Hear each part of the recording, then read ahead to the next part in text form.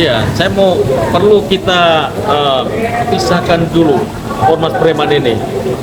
Jangan kita harus bisa membedakan antara preman dan ormas, ya. Ormas bukan preman, preman juga bukan ormas.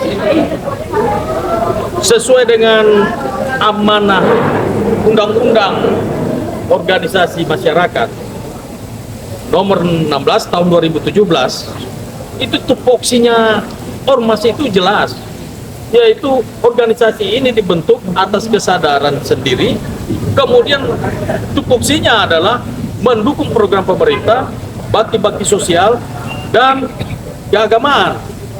Jadi di dalam ormas itu sendiri ada pensiunan jenderal, ada pensiunnya TNI, Polri, dan juga ada profesor di dalamnya, ada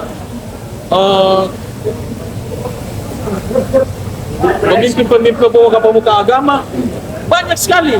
Jadi banyak tokoh-tokoh nasional juga ada di dalam organisasi masyarakat ini. Jadi jangan disamakan preman sama organisasi. Nah, preman sendiri itu kan dia berasal dari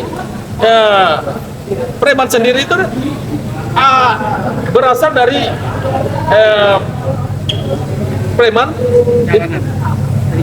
Preman itu bahasa dia akar katanya itu apa namanya? Freeman. Freeman berarti bebas. Jadi manusia bebas. Tetapi tindakan-tindakan kriminal itu yang disebut premanisme. Jadi kita harus pisahkan ini dulu. Makanya jangan sebentar-sebentar orang mengatakan bahwa basmi, bubarkan ormas ini, tangkap Pak Hercules, bubarkan GRIP, itu nggak benar, ya. Jadi jangan menjustifikasi seperti itu. Tapi dikaitkan dengan nama besar Hercules yang juga sebagai mantan preman sekarang ini, Bang, gimana?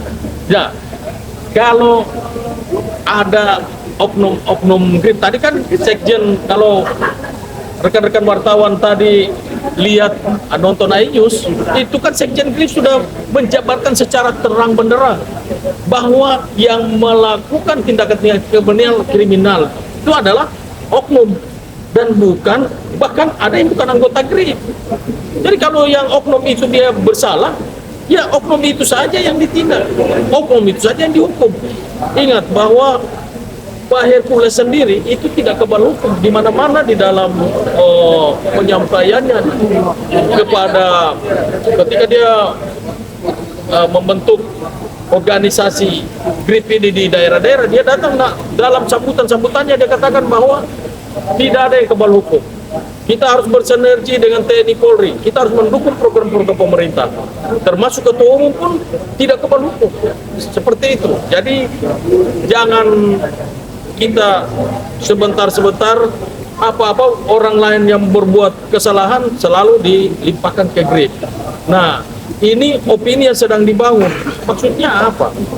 Kan seperti itu. Sementara di Indonesia ini ada ratusan organisasi di Indonesia ini. Kenapa cuma GRIP yang disorot? Tapi ada unsur politis juga nggak sih, Bang, abang menilainya ini? Saya duga begitu. Ini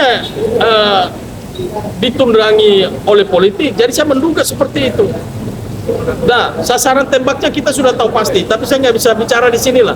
Sasaran tembaknya siapa? Ya jelas bahwa Pak Hercules ini terus yang menjadi sasaran tembak daripada elit-elit politik yang mencoba menjatuhkan pemerintahan yang sudah dipilih secara konstitusi. Tapi Bang, ada unsur lain nggak, Bang, dalam konteks motif ekonomi ini? Misalkan salah satu kan yang kencang paling di Jawa Barat nih, Bang, ya, yang penolakan GRIP khususnya di Jawa Barat terkait peributan juga dengan KDM, Bang, ya. Apakah ada unsur motif ekonomi juga? Ada yang merasa lahannya terganggu, Bang, atau seperti apa? Bisa saja. Jadi bukan cuma politik, tetapi dari sisi ekonomi itu kami menduga itu semuanya. Jadi mereka mengambil kesempatan di sini, lalu mulai menyerang karena mereka melihat bahwa GRIP ini kan besar. Lalu kemudian saat ini dikait-kaitkan dengan Pak Prabowo. Ingat bahwa betul secara emosional ada kedekatan ketua umum GRIP dengan Pak Prabowo. Saya sendiri anggota Gerindra sampai hari ini.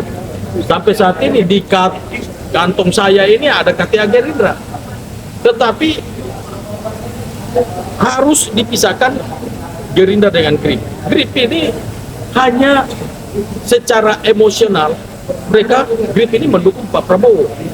Tetapi dia tidak berafiliasi dengan Gerindra atau dengan Pak Prabowo. Jadi secara emosional. Jadi jangan ada dugaan-dugaan bahwa Pak Prabowo melindungi, membackingi. Itu semuanya tidak benar. Ada pesan untuk masyarakat Bang terkait image negatif GRIP ini? Pesan saya kepada masyarakat, jangan kita melihat segala sesuatu itu cuma apa kata orang. Tapi kalau ada masyarakat penasaran, datanglah ke Jakarta, ke kantor GRIP, bertanya apa sih sebetulnya yang sedang terjadi.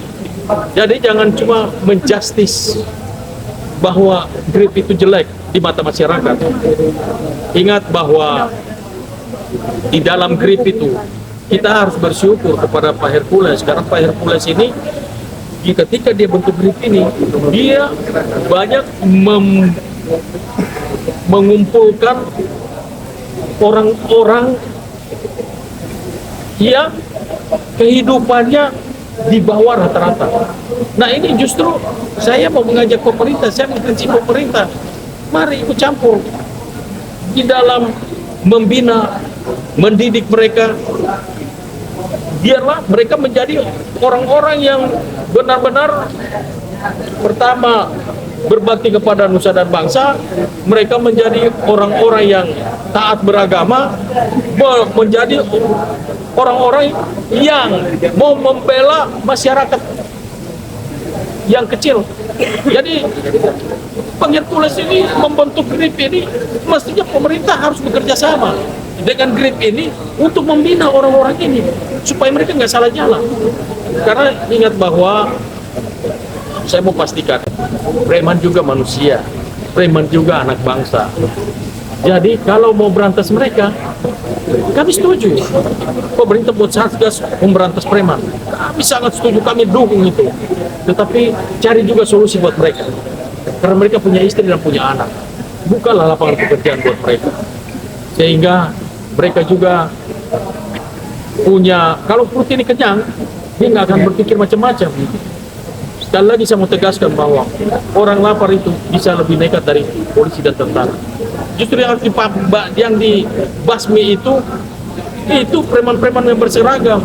Mau urus izin harus pakai uang 50 juta, 100 juta, 1 miliar, 2 miliar.